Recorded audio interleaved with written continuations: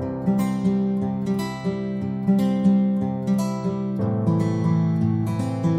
us off. Hi, good afternoon, everyone. Welcome. My name is Adrienne Rennebaum, and I serve as the Special Projects Manager here at the Giving Grove National Office. Please take a minute and introduce yourself in the chat via Zoom. Tell us your name and where you're watching from. We're so glad to have you here today. The Giving Grove is a national organization that started in Kansas City in 2013, and we are a nonprofit organization that helps neighborhoods install, maintain, and care for neighborhood and community orchards.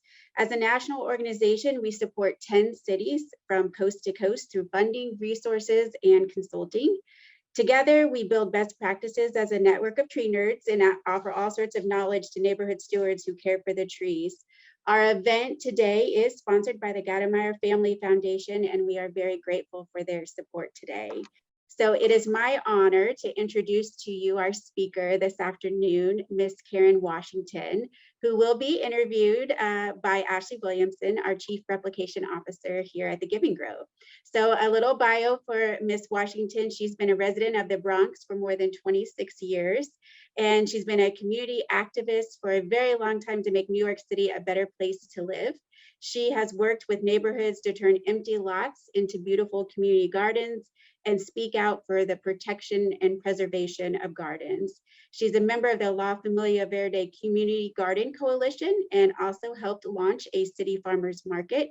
She co-founded the Black Urban Growers, which is an organization that is committed to building networks and community support for growers who are living in urban and rural settings.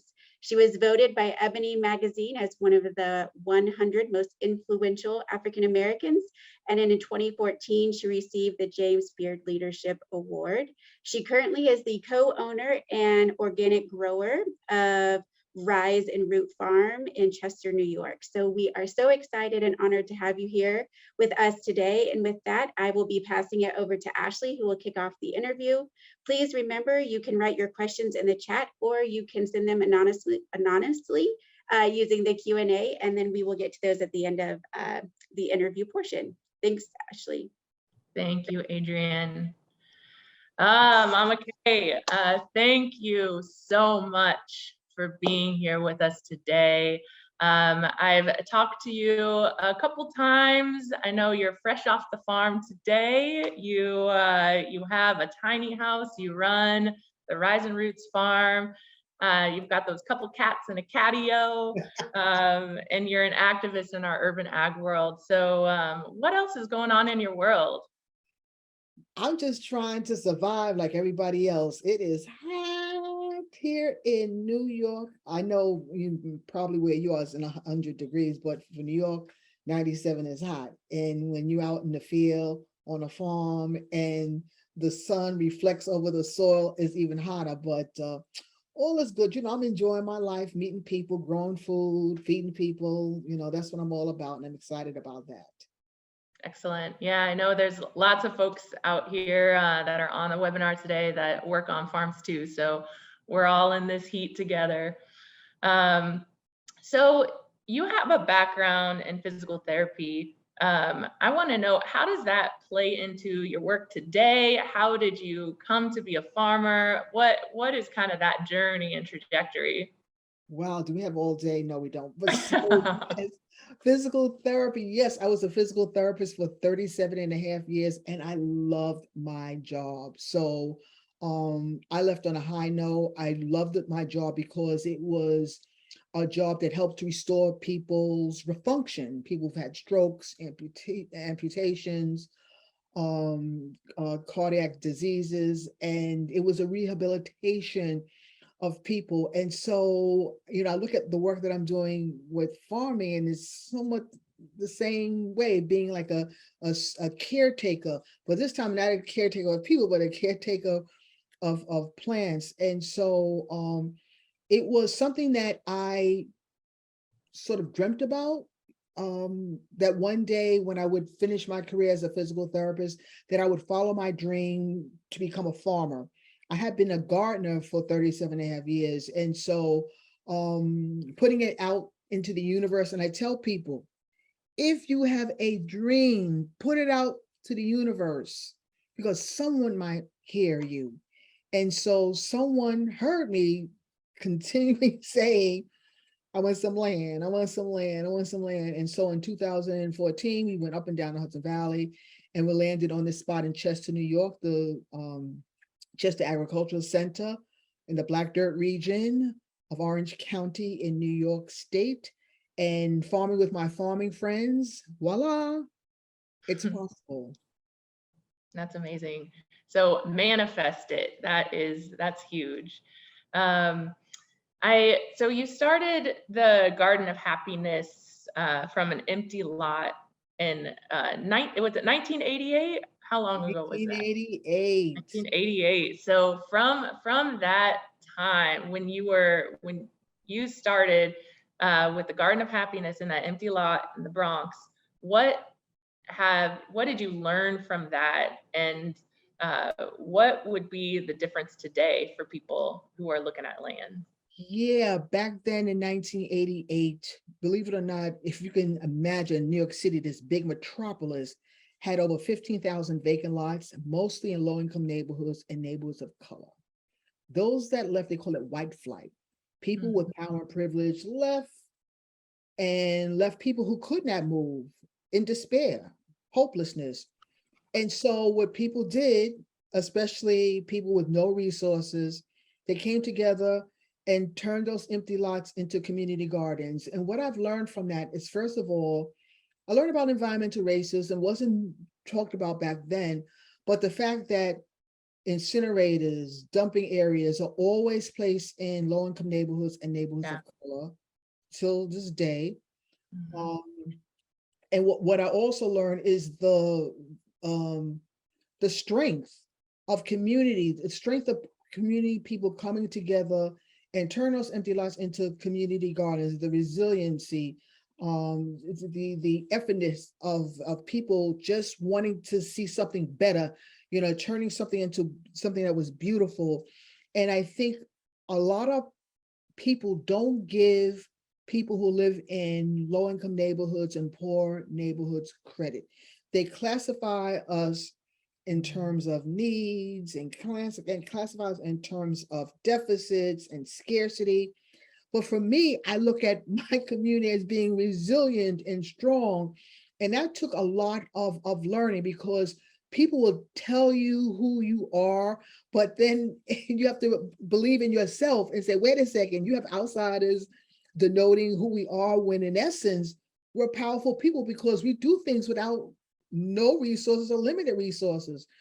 And so I've learned, first of all, the importance of community, that's number one, but then also what they did with these empty spaces, turning them into garden oasis, a place for youth and for seniors, a safety net, a place for beautification, and a place eventually for growing food.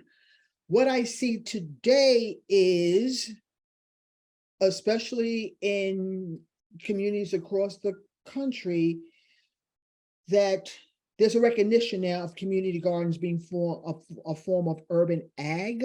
But what I'm somewhat concerned is the gentrification of neighborhoods and how community gardens, people are saying, are playing a part of that. That developers are coming in and using community gardens as a way to gentrify communities, when in essence, the community gardens were a way for people to hold on to their communities. Right. And,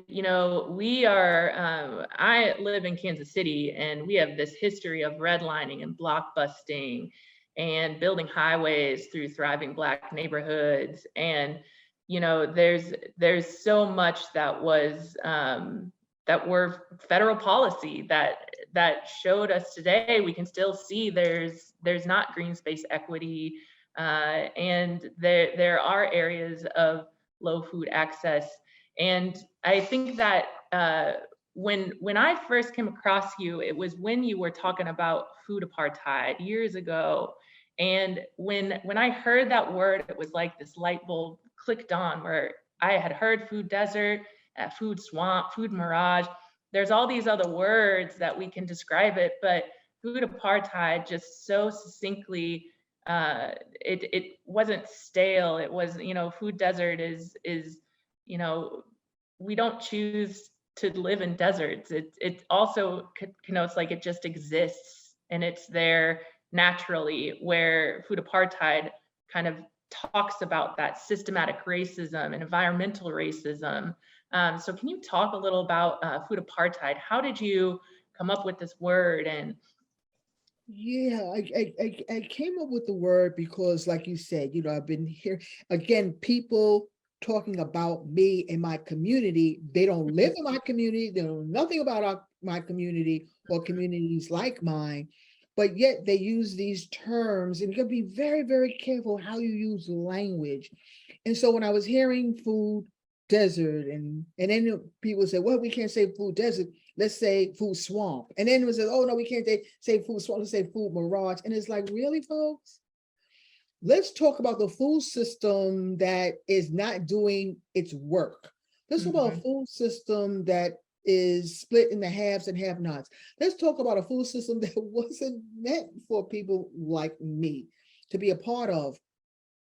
And so I coined the term food apartheid because, in essence, I wanted people to look at the fundamental aspect of what the food system was doing along racial lines, demographic lines, and economic lines. And no one was talking about that. When people talk about food deserts, they were talking about, areas where there's limited amount of food, or you have to walk several miles to a grocery store. And it's like, what? There's hunger and poverty. We have food. We have the junk food. We have the fast food. We have the processed food. What we don't have are healthy food options. And no one is talking about how the food system is playing on marginalized communities, making them sick. And no one is talking about that. So yes, I coined the term food apartheid. And yes, I had ears perk up. People wanted to all of a sudden look at the food system more closely, peel it away, look at the food system more closely, and see how it has disinvested in communities of color, how it has been exploitative, how it's been extractive, and how it has not lived up to its potential of justice and justice for all. Because if you look at the food system, again, those with power and privilege have better food than those in marginalized communities that look like mine. right. And I love how you're kind of putting this as like an outsider term, like food deserts. It's not coming from the community, from the people who are experiencing it and knowing it. And kind of like when food apartheid is not really used a lot in the Midwest at this point. I think food sovereignty and food apartheid are these really rich and descriptive words that we should start to recognize and use more. But what have you had any pushback, or what pushback have you experienced as using the word food apartheid? None whatsoever. Why should I? Yeah. Why should there be a pushback when I'm just trying to be authentic in what I'm trying to convey, to be authentic, to be real? People talk about food justice, they talk about food sovereignty, they talk about food, and they use these words. They use these words and really don't understand the meaning of the words. I've seen food justice and food sovereignty being used, and you ask the person, so what does that mean? And they'll tell you, well, I don't know, we're trying to figure it out. And so, these terms that we have formulated and we have used, for instance, when people use the word food sovereignty, they never get credit. Food sovereignty was started by the peasants and farmers of the global South. La Via Campesina, a group that for so long, peasants and farmers have been fighting for self-governance, fighting for a way to be self-sufficient and self-reliant. But yet we've taken that term and again, not giving credit to the people who for so long have been fighting for food sovereignty. And so, and even for me, when I use the term food justice, again, been co-opted. And I say that because for me, food justice is a movement. It's a movement. And I tell people, don't tell me your cookie cutting definition of food justice. Because for me, food justice, like I said, is a movement. It's not a passive movement, it's an active movement. It's transforming the food system to eliminate the disparities we see. And if you look at the word transformation, you're actively involved in dismantling the social injustices that you see along race, along gender, along lack of access to land, the inability to be self-sufficient and self-reliant, looking at trauma, looking at power, looking at historical content on how this country was built. And these are the things that concern me. So if I'm working in food justice, I'm actively involved in dismantling the injustices that I see. And Right. so again, looking at words and framing words and making sure that, again, folks, I want you to understand how powerful we are, and for so long we have been put in a bubble, and people have been taking away our power because they know together we can move this system. And so they rely on outsider terms to push us down. They allow us to be framed in this, I guess, in this essence, like I said, of scarcity, of having problems, and never looking at the vitality we have as a group of people collectively to be strong and be resilient. And every time I'm in the midst of people who look like me in my communities, I must remind them of the power that they have to work collectively to beat this system. Yes. I love that. I want to go back to something you said there. When we're talking about these words like the food sovereignty and the food apartheid, these are not just words that we can put in a grant, right? To say that this is what we're doing. And you hit on that a little when you said co-opting this language and these words. What are examples or an example of a farm, an organization, someone that is using these terms in that actionable way, not just saying it, not just using it, but actually has something behind it?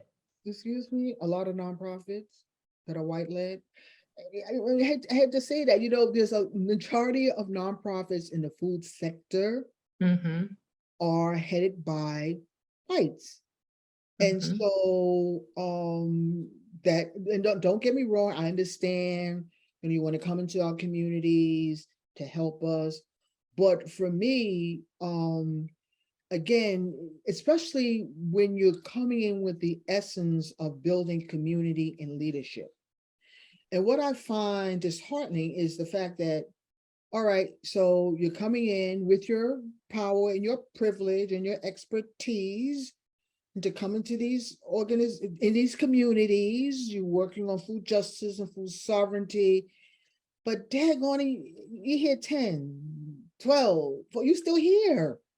And then am I saying, well, wait a second, first of all, where's your exit sign? When are you leaving? That's the more you claim that you come into communities to build leadership. Where's the leadership?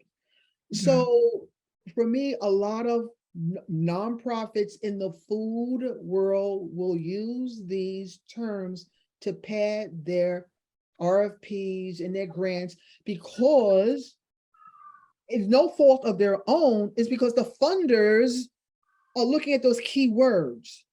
So you're going to funders that are already been programmed to look at words. What are you doing around food justice? What are you doing around food sovereignty? Now what are you doing around food apartheid?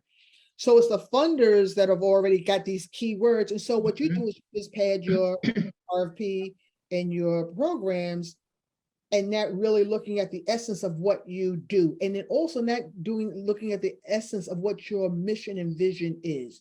And if your mission and vision is to work on leadership building within marginalized communities, then your power and privilege is, you know what, I'm there grooming the next leader in that community to take my job.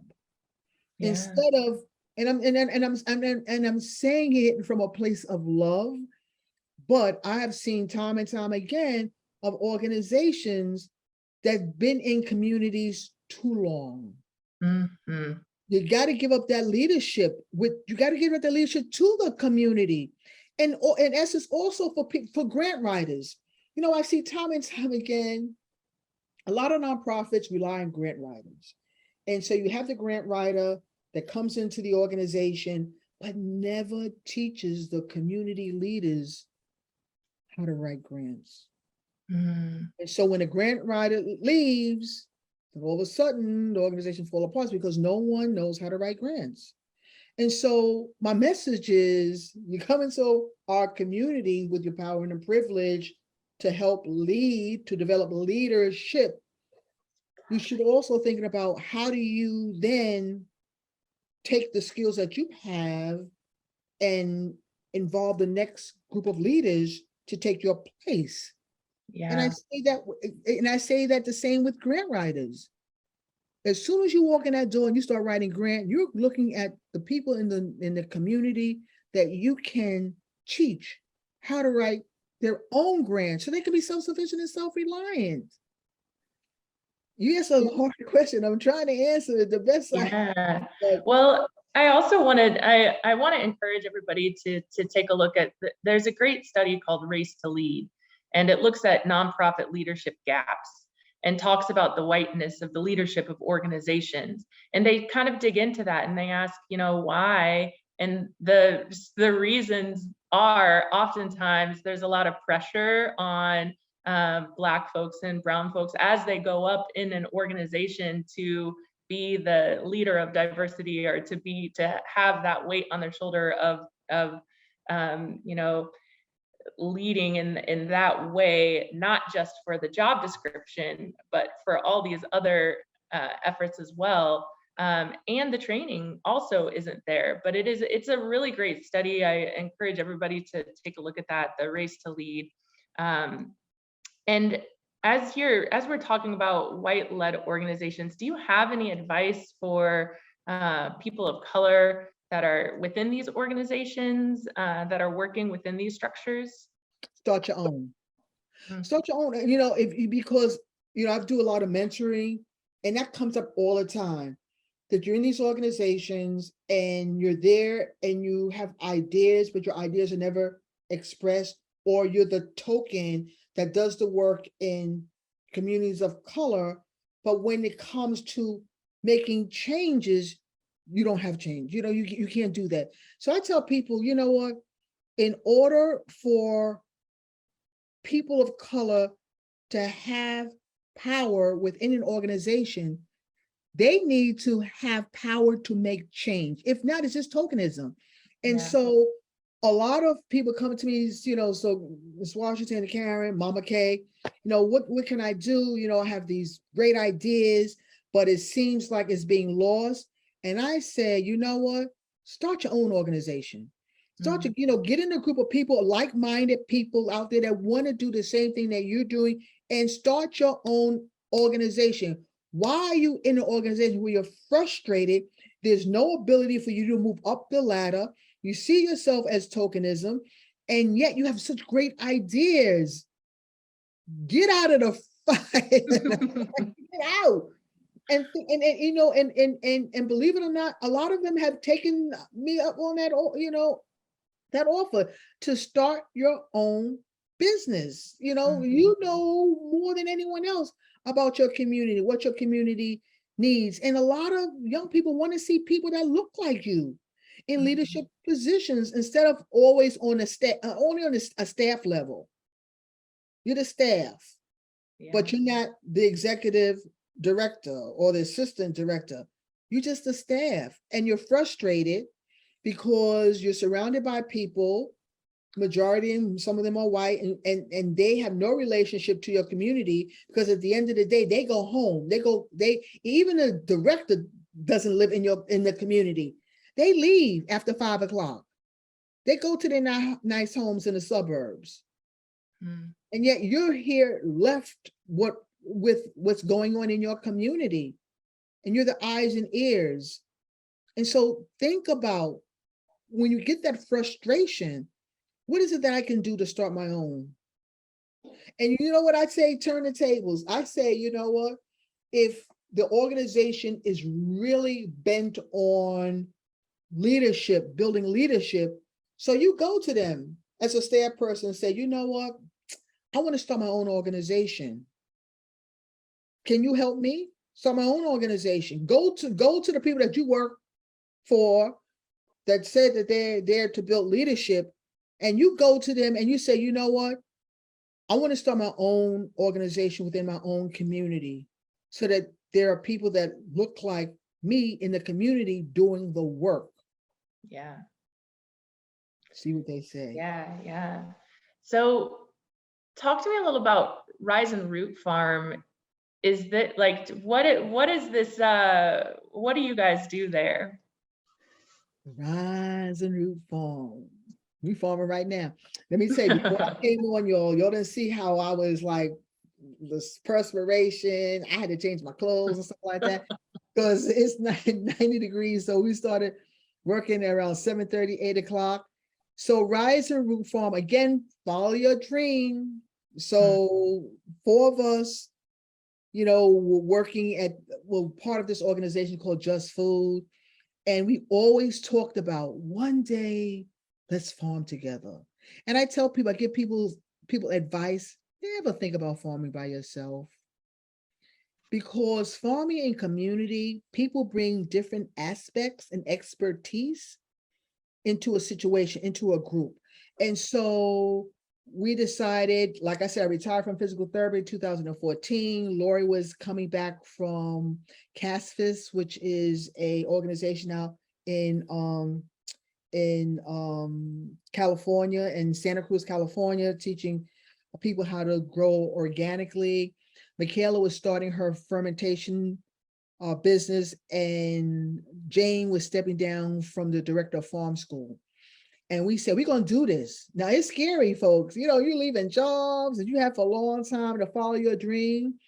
And so, again, travel up and down the Hudson Valley, finally landed here at Chester, New York, the Chester Agricultural Center, a great organization, had purchased over 120 acres of land for the next generation of farmers, with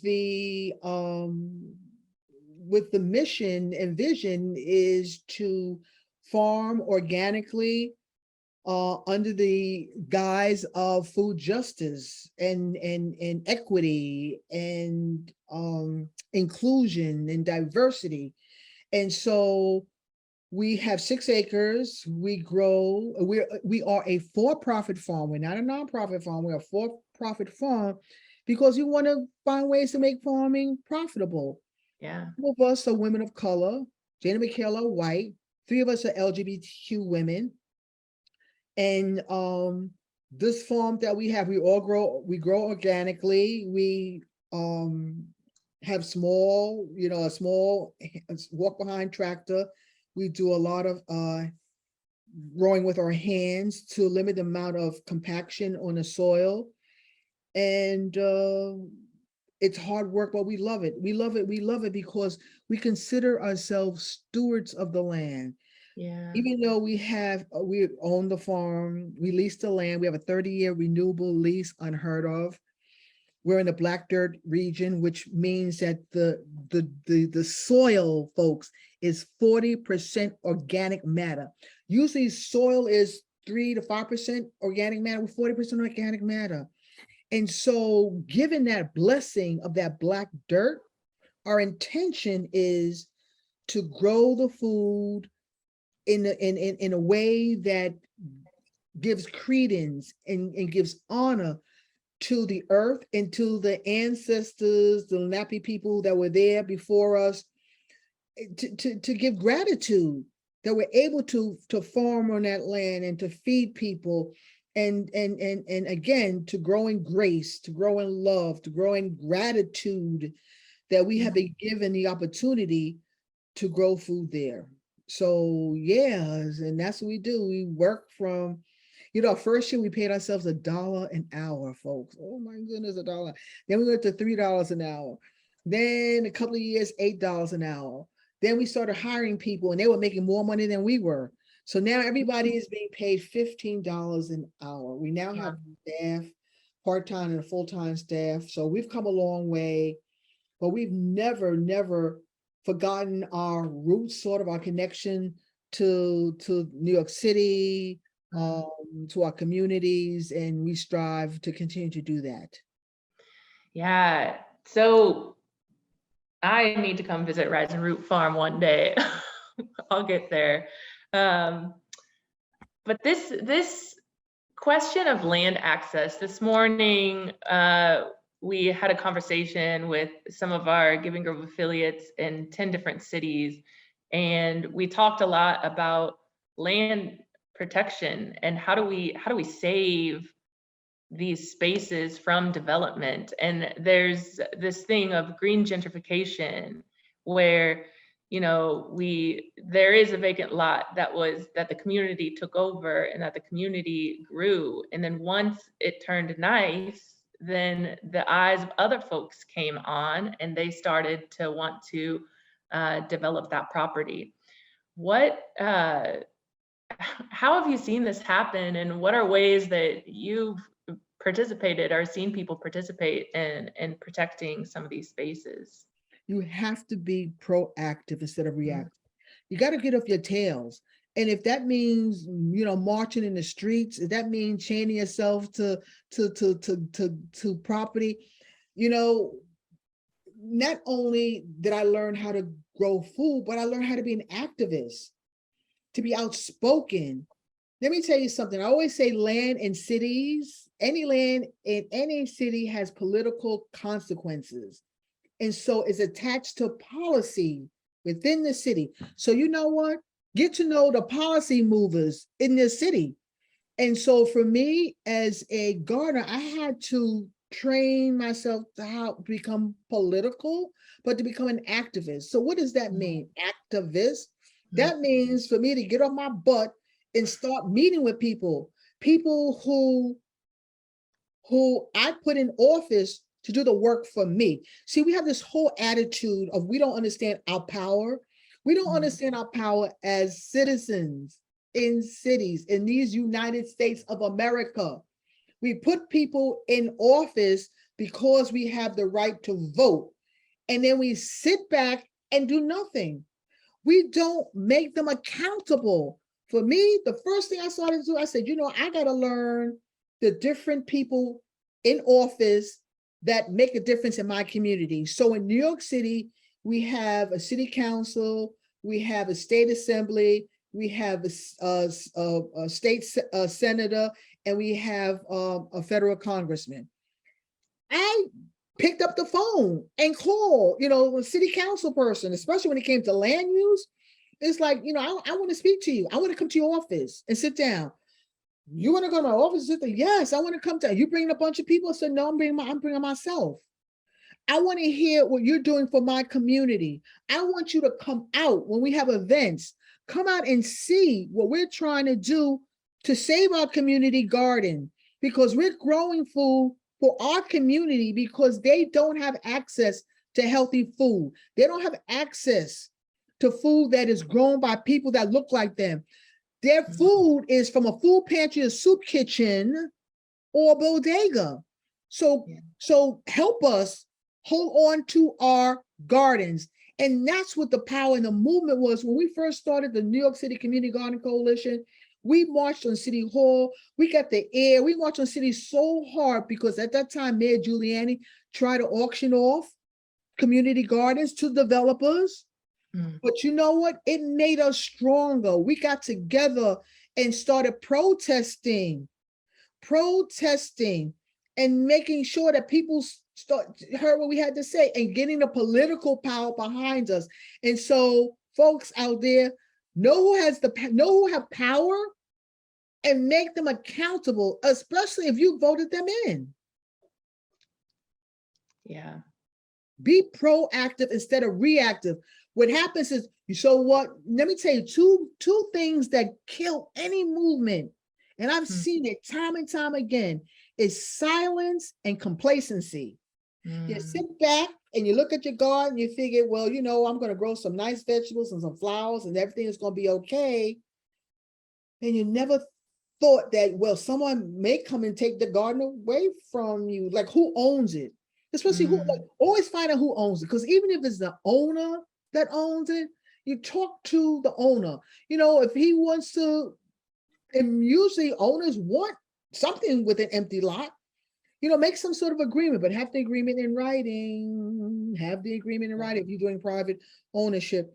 But again, silence and complacency, sitting back and watching things happen, and you do nothing until it's too late. Until the bulldozers come, then all of a sudden you're up in arms, whereas before you could have stopped it. Yeah.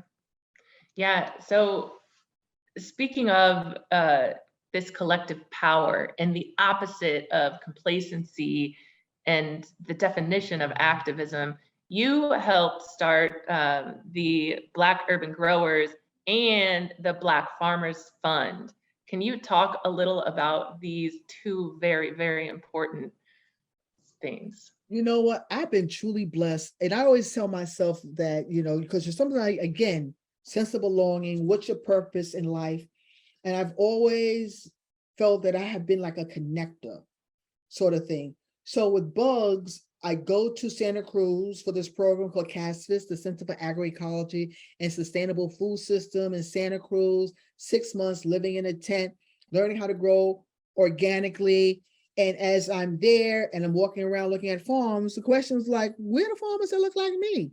And then going to conferences and workshops and being in a sea of whiteness, counting on my hands how many people that look like me in the audience, and then the reference around agriculture was always white.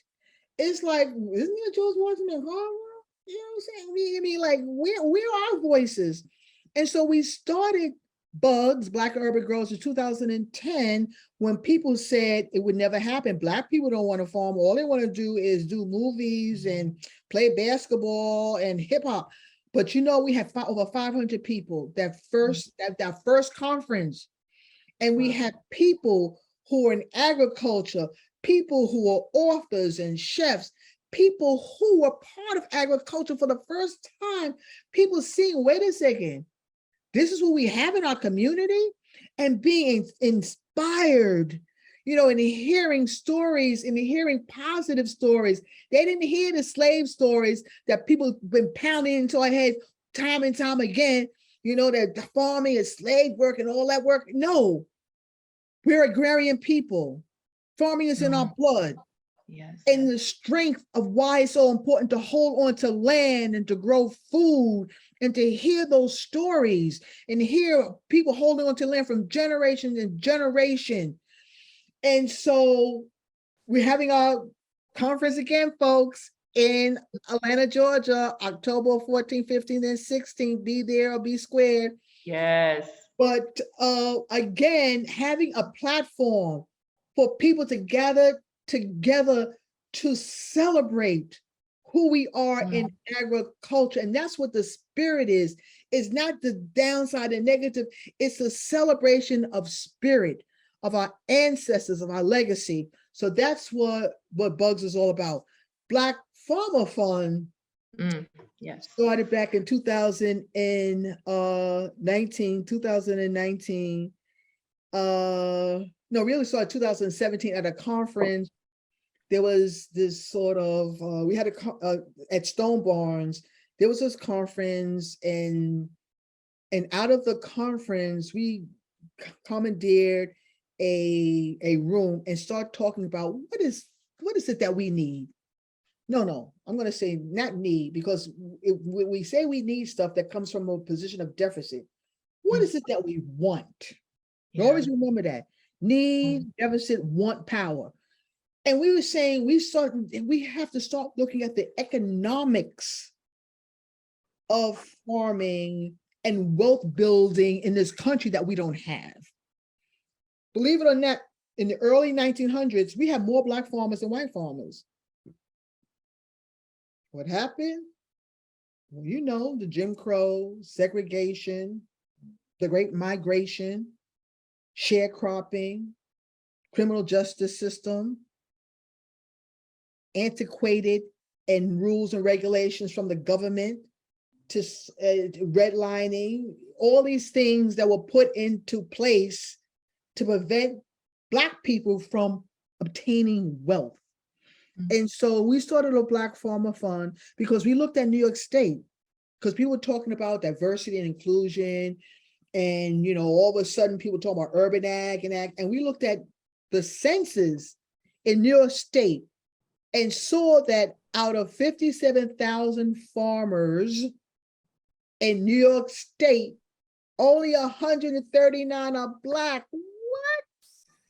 Come on, folks. And I ask you all to look at your census, and it's like, where is our wealth in our country? Where is 99% of land ownership in this country is white land. We only have like less than 1%, 2%, 1% land owned by Black folks. For every $5 a white farmer makes, a Black farmer, if possible, may make $1.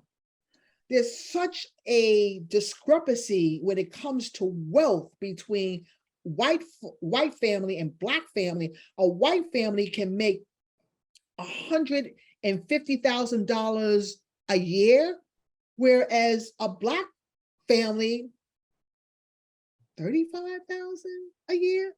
It's just in terms of wealth building. Wealth building comes from land, access to land. This country was built on the backs of enslaved and indigenous people, built on land built with tobacco, rice, all these things made white people wealthy. We, no wealth. And so the Black Farmer Fund was formed to sort of get people to understand of what social capital and communal wealth looks like.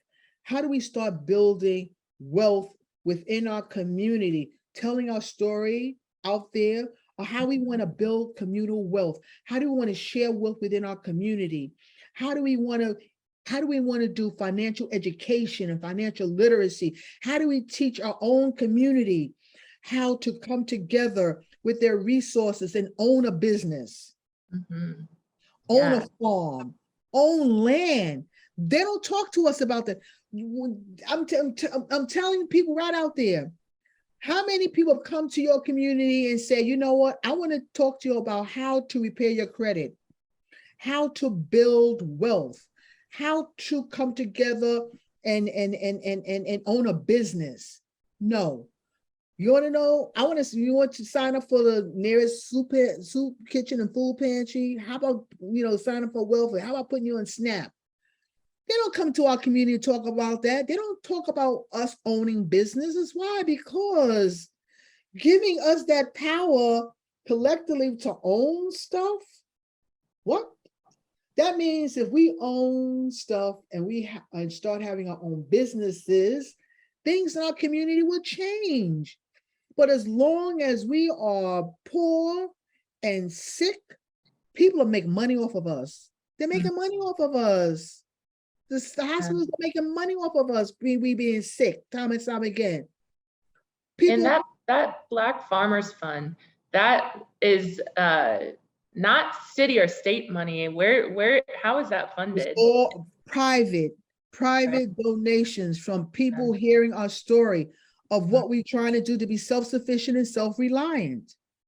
Let me tell you, when we first went to the state to ask for money, this is the state now, went to the commissioner and said, Commissioner, you know what, we need resources. We only have 39 are Black. We asked for $9 million. They laughed at us. Wait a second. Like I said, power, ask for it. Why not? Why not ask for $9 million? We asked for $9 million to help Black farmers and get access to land. You know what? We said our story. Until this day, we just had a meeting last month. We have amassed over $6 million. No state, no federal, no city money, all private money from people who are willing to help us. They know our story of being self-sufficient and self-reliant. You want to help us? You know what? Help us so that we can help the farmers access to land, help people have their own businesses. That's what Black Farmer Fund is all about. Yeah, yeah, beautiful. So Adrian has been monitoring the chat. Mama K, we've got so many questions for you. I've been over the Everyone wants to talk to you. Oh, So I'm gonna pass it to Adrian to have a few questions from the audience. Hello. So yes, Ms. Washington, I know you can't see the chat, but I just want to let you know as you were sharing with us, just lots of affirmation regarding the encouraging advice that you're giving and challenges you're presenting to all of us today. So lots of some hand claps and hearts and lots of exclamation points. So just wanted to let you know that our attendees are definitely able to get great feedback today. So I have some questions, and to all of our attendees, I know we can't get to all of them, but I'm going to do my best. So one of the first questions for you is around policy. So what policy changes have had the biggest impact on your ability to procure food and feed the communities? And anything else kind of around, there's a few questions around policy itself, but maybe kind of start there if you could elaborate on that. I think first of all, nationally, now they're starting, for the first time, they're going to open an office of urban ag. Oh gosh, how long did it take? So that's a shift in policy in terms of now acknowledging urban ag as something that is not going to go away. It's not like a little hobby, and that the federal government is now starting to put resources and money into urban ag. In New York City, continue to fight for legislation to have community gardens. This mayor is now also, for the first time, is going to open up an office of urban agriculture. So I think that the community garden movement has really opened doors in the change of policy, because I think people didn't believe that people would continue to want to grow food in cities. And if you look at the projection of 2050, that there be an additional 2 billion more people on this planet, the experts say that most of those people end up in urban areas. So then how do we grow, not only in community gardens, how do we grow on vertical gardens, food gardens, hydroponics, aquaponics, greenhouses? These are all going to be methods of growing food in cities. So great questions, and thanks for asking. Thank you. All right, next question. From a community garden. So their question is, their community garden is not reflective of the diversity that's found in their community. And in any advice you have about what they should or could be doing to be more inclusive and engaging their communities? Go in a group of people, go in with a group of people and say, you know, we're here. It doesn't reflect the community we want to plot. You know, just don't be on the outside. If they're in your community and it's not diverse, why not go in with a group of people and say, we live here in the community, we want to be part of the community because we see that this community garden is not diverse, and especially if it's in your neighborhood. You know, I mean, like I said, be proactive. And you know what? It's always how you approach. I'm a Black person, a Black female, and for so many years, there's the Black woman syndrome. You're loud, you're boisterous, you don't know what to say, you these, them, those, and footsies. In essence, it's like, go all the way with facts, power, and privilege, you know, within yourself. Always go, you know, with a good frame of mind and speak your mind, but you don't have to, you know, be all loud about it. Just go in and say, you know, hey, the garden doesn't look like it's diverse enough. Can we come in? Be bold. Be bold. That's a great takeaway. Are there any specific organizations or foundations that you think folks should be thinking about to be part of networks when they're thinking about building a coalition or a network within their community? Is there any advice around kind of who or what organizations they should be seeking? You know what? I always tell people to think about local organizations. Start locally before you start thinking about national movements. And so think about a lot of churches have a lot of organizations that they can look towards. The National Black Farmer Food Alliance also is a network that is really looking at Black Food and Injustice Alliance is also a network of people coming together, talking about issues that reflect the Black community.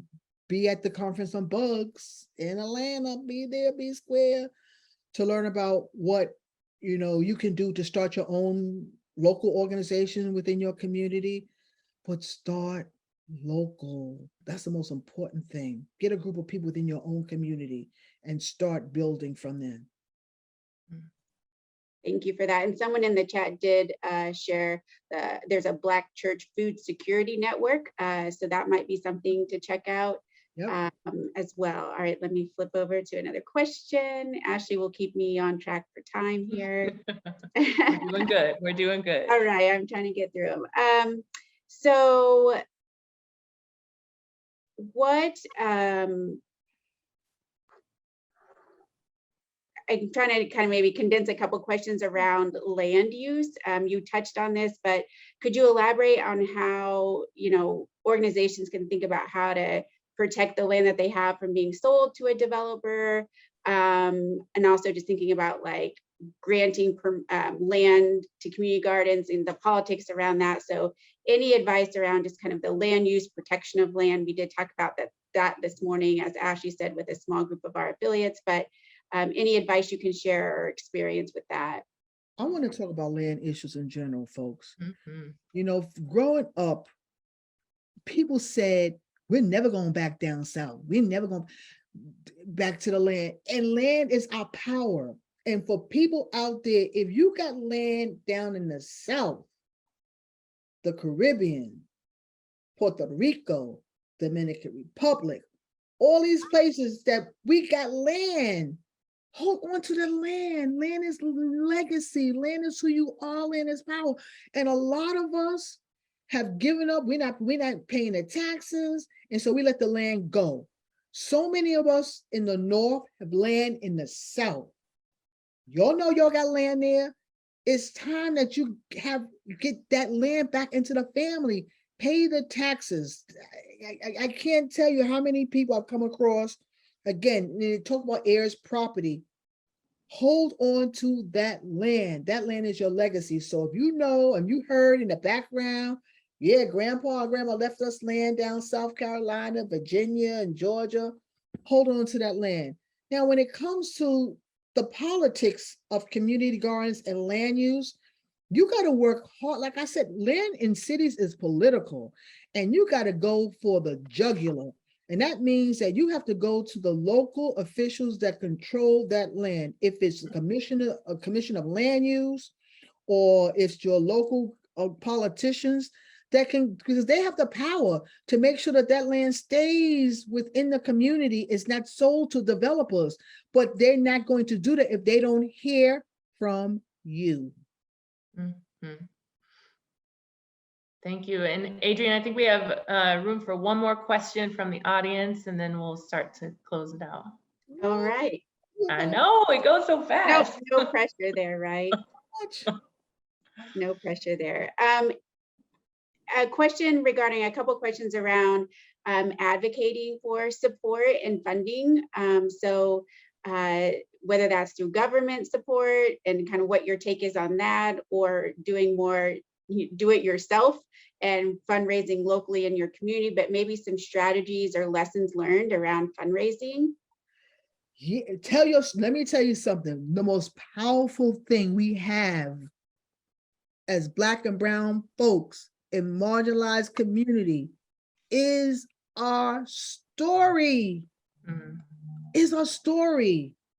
is our story. We live in low-income neighborhoods, neighborhood of color. We're trying to feed our family. We want to be self-sufficient, self-reliant. We don't want a handout. We want to hand into the solutions. So help us fundraise. Help us to be on our own. Isn't that a great story? Who would not want to give money to a story like that? But we don't tell our stories. Black Farmer Fund got the money telling the story of trying to get money into the hands of the Black community to be self-sufficient and self-reliant, getting money into the hands of farmers so that they can grow food to feed people, putting money into the hands of people that wanted to start a business so that the money and wealth building starts within their community. Tell your story. What you have is powerful. People want to fund organizations and groups that want to be self-sufficient and self-reliant and want to get out of the realms of poverty. They want that. Tell your story. Tell your story, manifest it. And You Ashley, dropped maybe wisdom today. if we have 30 seconds, what advice would you have, Ms. Washington, for the next generation, for the young people? We have a teacher asking a question about, what advice do you have for our young people and teachers regarding this movement? I think that's a great question as we think about the next generation of growers and farmers for our last question. Advice I give is and I always tell my young people, if you are lucky to have grandma, grandpa, abuelo, abuela that grew up on farms or garden, take out your Samsung Galaxies and your iPhones and capture those stories. Capture those stories of how they grew their own food. They never went to a bodega and went to a supermarket. That is your legacy. That is so for 10 years from now, when they're gone, you can say, this is what grandma, grandpa did. This is what Tia, this is what a cousin, this is what our family did. As a matter of fact, one quick anecdote. The other day, my daughter went on ancestry.com because she had heard that someone was trying to connect us with the Kemp family. And she was able to go back, I'm going to get emotional, able to trace a person called Yellow Sarah, who was born on Berkeley Plantation in Virginia back into the 1700s. God, don't let me get emotional. And for a Black person to be able to go back to 1792 to your great, great, great, great, great grandmother who only had a name of Yellow Sarah, but was part of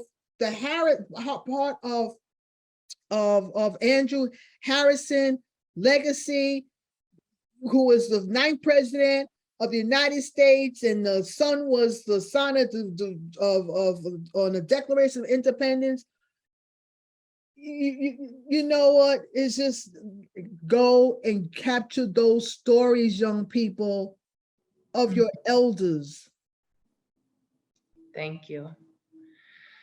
So as we close, Mama Kay, I know that you have a memorial garden at the Thurgood Marshall Middle School in the Bronx. You have a mural of your face. I don't know where that is in New York, but you are such an inspiration to so many, and there's lots of people, including myself, that look to you for this wisdom. So I can't thank you enough for being here today. And I just want to ask you, what's next for Mama Kay? What are you, what you got your eyes on? All right, so Mama Kay is 68 years of age. And I said, when I hit my 70s, I said to myself, Karen, you're going to sit down and your decades of your 70s, you're going to write 4 books. You're going to sit down and write 4 books. But in the meantime, I'm doing a lot of traveling, speaking to a lot of people, enjoying life, enjoying life. I am debt-free, people debt free, no loans, no credit cards, no nothing, and living a life full of love, full of love, full of love. Because when you get my age, when you grow up, when you're young, you anticipating getting to your 50s. When you're past your 50 and beyond, you're looking at how much time you have left to make a difference.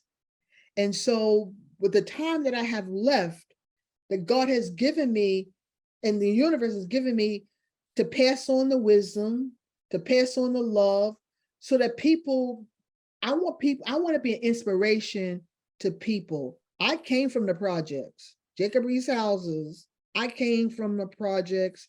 I came from a family that, was blessed to try to make ends meet, which we did. But then, count the blessings. Yes, there are hills and valleys and there's bumps along the way, but I never turn anything negative into being very vindictive. I always turn something negative into something positive and use it as a learning experience. And so I wake up every morning giving thanks to the universe, and I wake up every morning full of love and happiness, because you got one life to live. Life on this earth is so short, and I want to live it in love and happiness. And that's what I try to do each and every day, and share that with young people, coming up, because there's so much, what you're exposed to so much now with the internet and, people saying things and stuff. Like, don't get bogged down. Surround yourself with positive, loving people.